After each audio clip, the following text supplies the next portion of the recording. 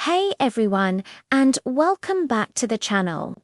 Today we're re-diving deep into one of the most misunderstood spices in your kitchen cabinet, the bay leaf. You probably toss one into your soups and stews, but do you really know what it's doing? Is it just a myth, or is there some serious culinary magic at play? Stick around, because by the end of this video, you'll look at this humble leaf in a whole new way. First things first, let's clear up a huge point of confusion. The bay leaf you use is probably not the same one your friend uses for their burrito. There are two main types, and they are completely different. What most people in Europe and America use is the Mediterranean Bay Laurel, or Laurus nobilis. This is the true laurel of ancient Greece and Rome. But in South Asian cooking, they use the Indian bay leaf, also known as tepata. This one is actually a close relative of cinnamon. They look different, taste different, and are used for entirely different reasons. The Mediterranean bay leaf is native to places like Turkey, Greece, and Italy. In fact, Turkey is the world's biggest exporter, and they're known for producing the highest quality, hand-picked leaves. The Indian bay leaf, on the other hand, grows in the foothills of the Himalayas in India, Nepal, and Bhutan. Both types need a pretty warm, subtropical climate to thrive. The harvesting process is super important. The leaves are picked from trees that are at least 2 years old. Then comes the critical step, drying. They have to be dried slowly in the shade. If you dry them in direct sunlight, all those amazing essential oils that give the leaf its flavor and aroma would just evaporate into thin air. A professionally dried leaf is key to its power.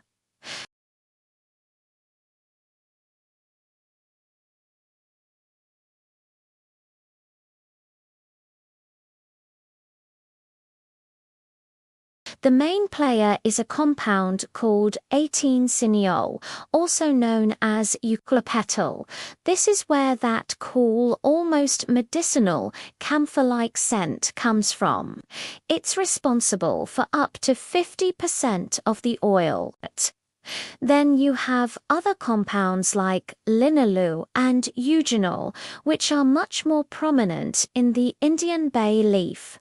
These give it a spicier, almost clove-like fragrance, and let's not forget parthenolids, which have anti-inflammatory properties, and lauric acid. These chemicals aren't just for flavor, they have some pretty amazing benefits. For example, some clinical studies have shown that eating just 1 to 3 grams of bay leaves a day can help lower risk factors for diabetes and cardiovascular disease by making our bodies more sensitive to insulin. Ever wonder why it's always in heavy, meaty dishes? Bay leaf contains enzymes that help break down complex proteins, making those rich stews a lot easier to digest.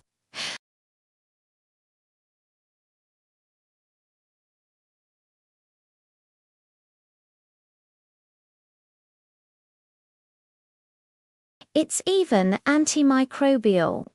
Traditionally, it was used on skin infections and minor cuts. And here's a cool one. Burning a bay leaf releases linalool, which is known to reduce anxiety and promote a sense of calm without making you sleepy.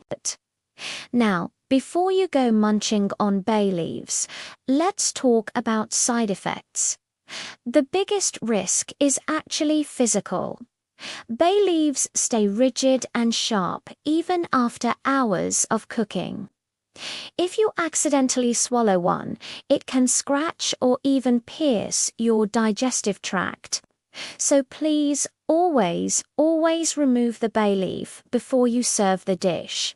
For anyone pregnant or nursing, it's best to avoid therapeutic doses like extracts or oils, as they could cause issues. And because it can lower blood sugar, if you have diabetes, you'll want to monitor your levels carefully when using bay leaf supplements.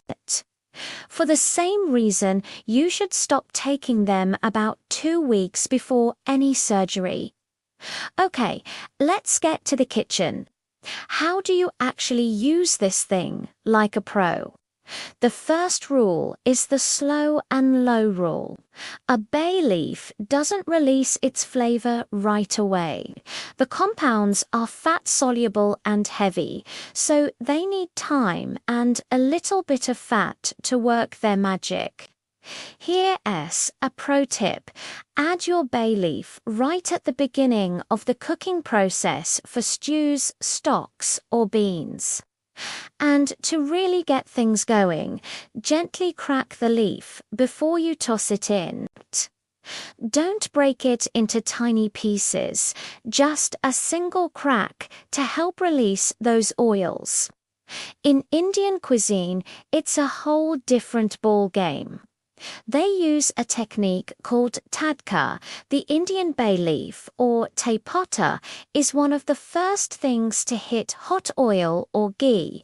The heat toasts the leaf, transforming its flavor from herbal to something much more nutty, spicy, and complex. It's a foundational flavor, not just an afterthought. You can also use it for aromatherapy. Just take a dried bay leaf, place it in a fire-safe dish like an ashtray, and carefully light it. Let the smoke fill the room, but don't inhale it directly.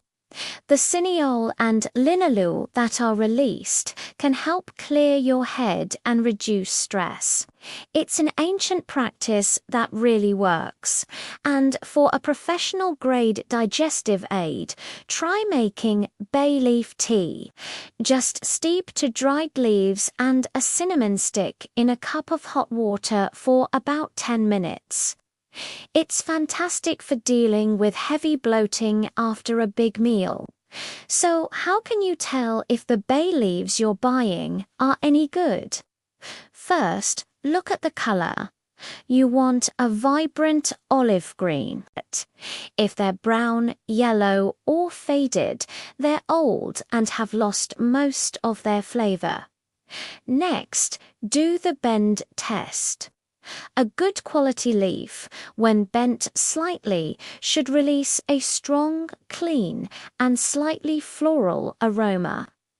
If it just smells like dust, it's time to get a new jar. Now, I want to show you how a professional chef uses bay leaf in one of the world's greatest dishes, hydro body biryani. For this, we absolutely need the Indian bay leaf. The tepotta, using the Mediterranean one, would make it taste more medicinal, almost French. For authentic biryani, you need those cinnamon-like woody notes.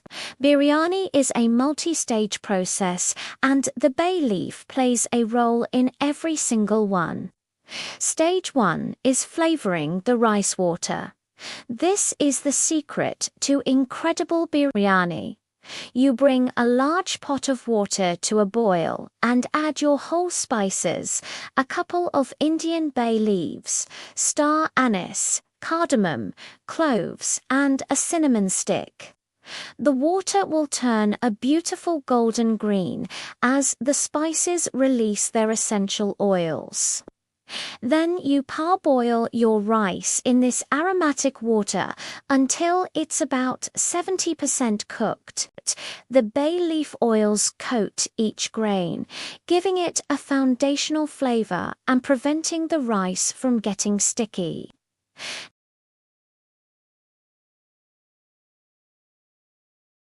This is where the bay leaf acts as a tenderizer. You start by making a tadka tempering ghee with bay leaves and black cumin. When the leaf darkens slightly, it has flavored the fat.